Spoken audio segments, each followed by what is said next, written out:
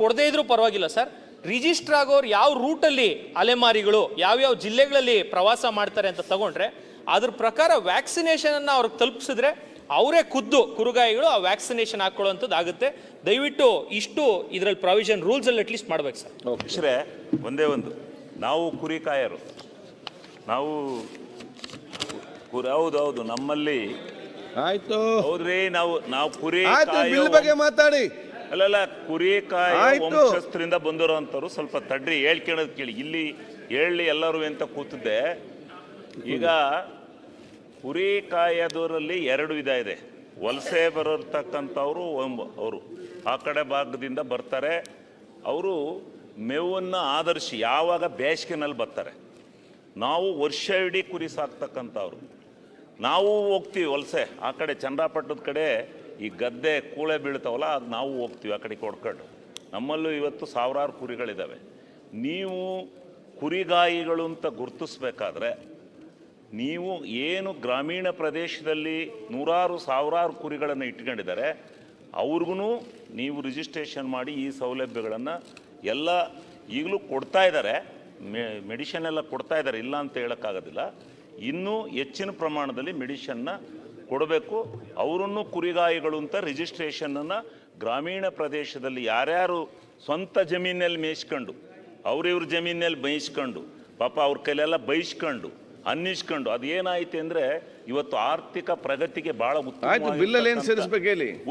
ಸ್ವಾಮಿ ಹೇಳ್ ನಾವು ಸುಮ್ ಕುತ್ಗಳಿಂದ್ರೆ ಕುತ್ಕತ್ತಿ ಅವರೆಲ್ಲ ಹೇಳುವಾಗ ಅರ್ಧ ಗಂಟೆ ಕೊಡ್ಲಿಲ್ಲ ನಿಮ್ಗೆ. ಅದೇನು ನೀವು ಯಾಕೆ ಅರ್ಥ ಮಾಡಿಕೊಡೋದು? ಯಾರಿಗೆ ನೋಡಿ ಎಷ್ಟು ನಿಮಿಷ ಸೇರಿಸ್ಬೇಕಾದನ್ನ ಹೇಳಿ ಅಲ್ಲ. ನಾವು ಹೇಳೋವರೆಗೂ ನೀವು ಇದು ಮಾಡೋದಿಲ್ಲ, ಏನಾಗ್ಬೇಕು ಹೇಳಿ. ಆದರೆ ಈಗ ನೀವು ದಯಮಾಡಿ ಆ ಕುರಿಗಾಯಿಗಳನ್ನು ಏನು ಗ್ರಾಮೀಣ ಪ್ರದೇಶದಲ್ಲಿರ್ತಕ್ಕಂಥ ಕುರಿಗಾಯಿಗಳನ್ನು ಆ ಲೀಸ್ಟ್ನಲ್ಲಿ ಸೇರಿಸ್ಕೋಬೇಕು, ಅವ್ರಿಗೂ ಸವಲತ್ತುಗಳು ಕೊಡಬೇಕು ಅನ್ನೋದು ಒಂದು. ಎರಡನೇದು, ನಾನು ಅರಣ್ಯ ಮಂತ್ರಿಗಳಲ್ಲಿ ವಿನಂತಿ ಮಾಡ್ತೀನಿ, ನೀವೀಗ ಎಲ್ಲ ಈ ದೇಶನೇ ಡಿಮಡ್ ಫಾರೆಸ್ಟ್ ಮಾಡಿದ್ದಾರೆ ಸೆಂಟ್ರಲ್ನಲ್ಲಿ. ಈ ದೇಶ ಏನು ಉಳಿದಿಲ್ಲ, ಎಲ್ಲವೂ ಅರಣ್ಯ ಪ್ರದೇಶಗಳು ಆಗೋಗಿದೆ.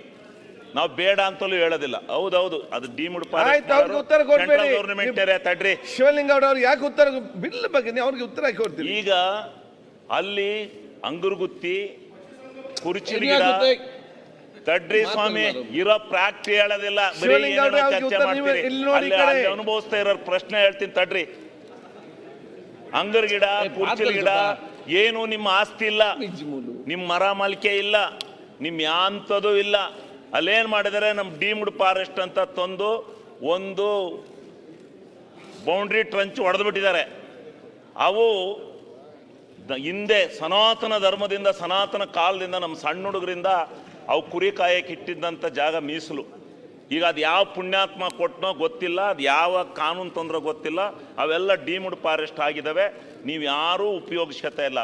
ಈಗೇನಾಗಿದೆ, ಆ ಅರಣ್ಯ ಪಾಲಕರನ್ನ ಹಾಕ್ತಿರಲ್ಲ, ಅವರೇ ತೊಂದರೆ ಕೊಡೋರು. ಈ ಕುರಿಗಾಯಿಗಳು ಬರ್ತಾರಲ್ಲ ಅವ್ರಿಗೂ ಅವರೇ ತೊಂದರೆ ಕೊಡೋರು, ಊರಿನಲ್ಲಿರೋ ಕುರಿಕಾಯಿಗಳಿಗೂ ಅವರೇ ತೊಂದರೆ ಕೊಡೋರು.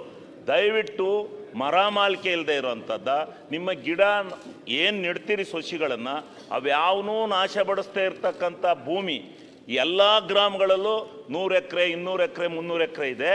ಆ ಪ್ರದೇಶದಲ್ಲಿ ಆ ಕುರಿನಾರು ಮೇಯ್ದು ಬದುಕಕ್ಕೆ ದಯವಿಟ್ಟು ಒಂದು ಕಾನೂನು ನೀವು ತಂದು ಅವ್ರಿಗೆ ಹೇಳಿ, ಸೆಂಟ್ರಲ್ ಗೌರ್ಮೆಂಟ್ನವ್ರಿಗೆ ಆ ಸಾಕು, ಆ ಡೀಮ್ಡ್ ಫಾರೆಸ್ಟ್ ನೀವೇನಾದ್ರು ಬೆಳೆಸೋದಾದ್ರೂ ಬೆಳೆಸಿ. ನಾವು ಮರ ಗಿಡ ಬೆಳೆಸ್ತೀರಿ ಅದು ಮಾಡ್ತೀರಿ ಅಂದ್ರೆ ನಮ್ದೇನು ತಕರಾರಿಲ್ಲ.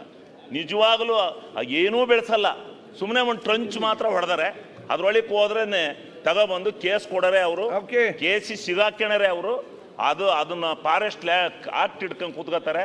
ಅದಕ್ಕೆ ಸ್ವಲ್ಪ ಇದು ರಿಯಾಯಿತಿ ಕೊಡಬೇಕು ಅಂತಕ್ಕಂಥದ್ದು ನನ್ನ ಮನವಿ. ಅಧ್ಯಕ್ಷರೇ ಒಂದು ಸೆಕೆಂಡ್. ಸನ್ಮಾನ್ಯ ಸಭಾಧ್ಯಕ್ಷರೇ, ಪಾಯಿಂಟ್ ಇದ್ರೆ ಮಾತ್ರ ಹೇಳಿ. ಮಾತು ಮಾನ್ಯ ಪಶುಸಂಗೋಪನಾ ಸಚಿವರಿಗೆ ಅಭಿನಂದನೆ ಸಲ್ಲಿಸ್ತೀನಿ ಈ ಒಂದು ಬಿಲ್ ತಂದಿದ್ದಕ್ಕೆ. ಮೊನ್ನೆ ತಾನೇ ಇದರ ಬಗ್ಗೆ ಕ್ಷೇಮಾಭಿವೃದ್ಧಿ ಸಂಘದವರು ಸ್ಟ್ರೈಕ್ನು ಕೂಡ ಮಾಡಿದ್ರು, ಮಾನ್ಯ ಸಚಿವರ ಗಮನಕ್ಕೆ ತಂದೆ. ಇವತ್ತು ಆ ಬಿಲ್ ಬಂದಿದೆ. ಈಗಾಗಲೇ ಭಾಳಷ್ಟು ಜನ ಮಾತನಾಡಿದಾಗೆ ಕುರಿಗಳ ಸಮಸ್ಯೆ ಏನಾಗ್ತಾಯಿದೆ ಅಂತೇಳಿ, ಅವಾಗ ಬದು ಅಂತ ಬಿಡ್ತಾಯಿದ್ರು ನಮ್ಮಲ್ಲೆಲ್ಲ, ಅದ್ರಾಗೆಲ್ಲ ಮೇಯಿಸ್ತಿದ್ರು. ಆದರೆ ಈಗ ಯಾರು ಕೂಡ ಬದು ಬಿಡ್ತಕ್ಕಂಥ ಸಮಸ್ಯೆ ಇಲ್ಲ. ಫಾರೆಸ್ಟ್ನಲ್ಲಿ ಹೋದರೆ ಫಾರೆಸ್ಟ್ ಮಿನಿಸ್ಟ್ರ್ ಕೂಡ ಇಲ್ಲೇ ಇರೋದ್ರಿಂದ ಅವ್ರ ಗಮನಕ್ಕೆ ತರಕ್ಕೆ ಬಯಸ್ತೇನೆ. ಭಾಳಷ್ಟು ಸಮಸ್ಯೆ ಆಗ್ತಕ್ಕಂಥದ್ದು ಫಾರೆಸ್ಟ್ ಲ್ಯಾಂಡಿಂದ. ಅವ್ರು ಅಲ್ಲಿರ್ತಕ್ಕಂಥ ವಾಚರ್ಸು ಬೇಯ್ತಕ್ಕಂಥದ್ದು ಅಥವಾ ಎದುರಿಸ್ತಕ್ಕಂಥದ್ದು, ಒಂದೊಂದು ಕಡೆ ಏನಾಗ್ತದೆ ಅನ್ನೋ ಕೆಲವು ಕಡೆ ಬಡಿಸಂದು ಕೂಡ ಬಂದಿದ್ದಾರೆ. ಆ ಸಮಸ್ಯೆ ಇರೋದ್ರಿಂದ ಈ ಬಿಲ್ಲನ್ನು ತಂದಿದೆ. ದಯವಿಟ್ಟು ಇದರಲ್ಲಿ ಇನ್ನಷ್ಟು ಅವ್ರ ಮೇಲೆ ಕ್ರಮ ಕೈಗೊಳ್ತಕ್ಕಂಥ ಕೆಲಸ ಆಗಬೇಕು. ಇಲ್ಲದೆ ಹೋದರೆ ಬರೀ ಜಬರ್ಸ್ತಕ್ಕಂಥ ಇದನ್ನು ಮಾಡಿದರೆ ಆಗೋದಿಲ್ಲ. ಅದಕ್ಕೆ ಇದು ಕಠಿಣ ಕ್ರಮವನ್ನು ಕೈಗೊಂಡು ಕುರಿಗಾಯಿಗಳಿಗೆ ಉಪಯೋಗ ಆಗ್ತಕ್ಕಂಥ ಕೆಲಸವನ್ನು ಮಾಡಬೇಕು, ಸಂಪೂರ್ಣವಾಗಿರ್ತಕ್ಕಂಥ ಇದನ್ನು ಮಾಡಬೇಕು ಅಂತಕ್ಕಂಥ ವಿನಂತಿಯನ್ನು ಮಾಡ್ತೀನಿ. ಸನ್ಮಾನ್ಯ ಅಧ್ಯಕ್ಷರೇ, ಶಿವಲಿಂಗೇಗೌಡರು ಹೇಳಿದಾಗ ಎಲ್ಲ ಭಾಗದಲ್ಲೂ ಕುರಿ ಮೇಯಿಸ್ತಕ್ಕಂಥವ್ರು ಇದ್ದಾರೆ. ಅಲ್ಲಿ ಏನು ಸಮಸ್ಯೆ ಆಗಿದೆ ಅಂದರೆ, ಈ ಫಾರೆಸ್ಟ್ನವರು ಒಂದು 200-300 ಕುರಿ ಇರ್ತದೆ.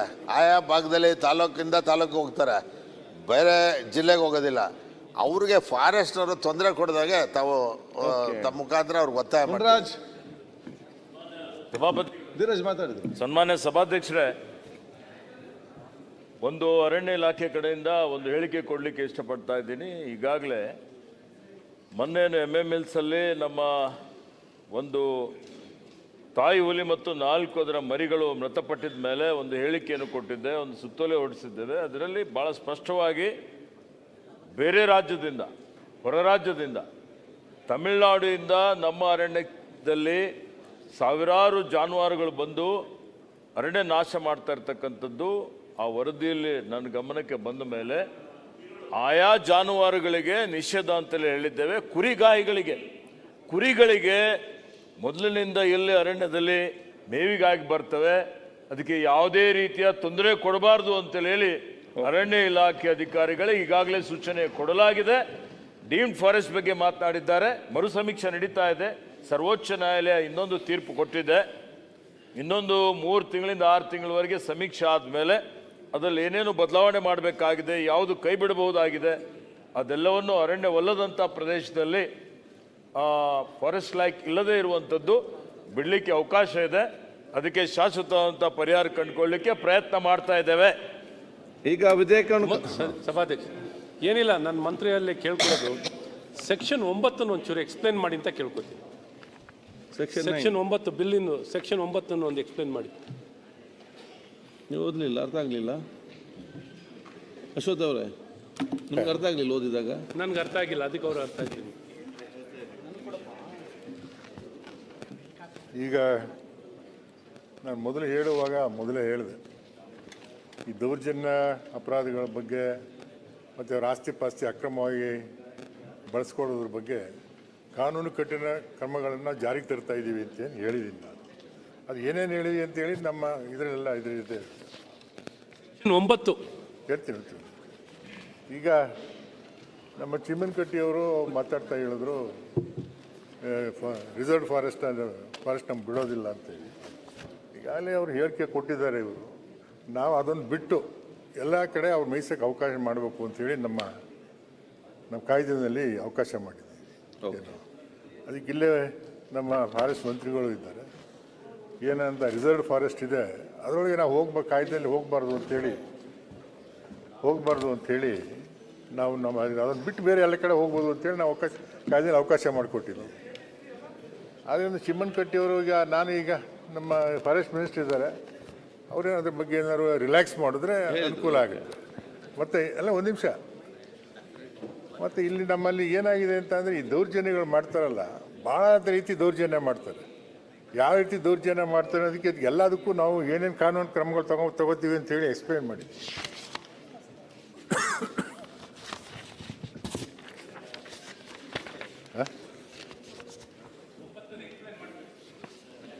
ಪಾಯಿಂಟ್ ನಂಬರ್ 9 ಇದೆಯಲ್ಲ, ಆ ಸೆಕ್ಷನನ್ನು ಮಾನ್ಯ ಅಶ್ವಥ್ ನಾರಾಯಣರು ನಮ್ಮ ಗಮನಕ್ಕೆ ತೆಗೆದುಕೊಂಡು ಬಂದರು.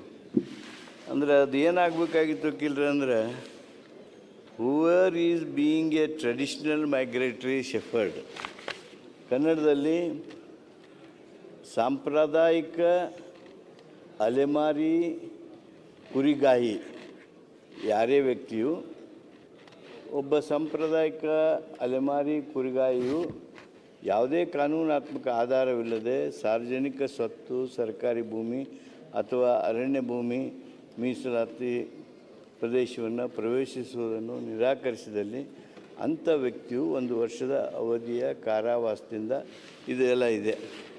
ಅಂದರೆ ನಾಟ್ ಬೀಯಿಂಗ್ ಆಗಿದೆ, ಅದು ಹೂವರ್ is being traditional migratory shepherd, ಅದು ಆ ತಿದ್ದುಪಡಿಯನ್ನು ಮಾಡ್ತೀವಿ ಅಧ್ಯಕ್ಷ. 9 subsection 2ದಲ್ಲಿ denies any customary right of passage to public resort or customary right of grazing or obstructs the passage of a traditional migratory shepherd to prevent them from using or having. ಹೆಚ್ಚಿನ ವಿಡಿಯೋಗಳಿಗೆ ಪ್ರತಿಧ್ವನಿ YouTube channel subscribe ಮಾಡಿ, bell icon click ಮಾಡಿ.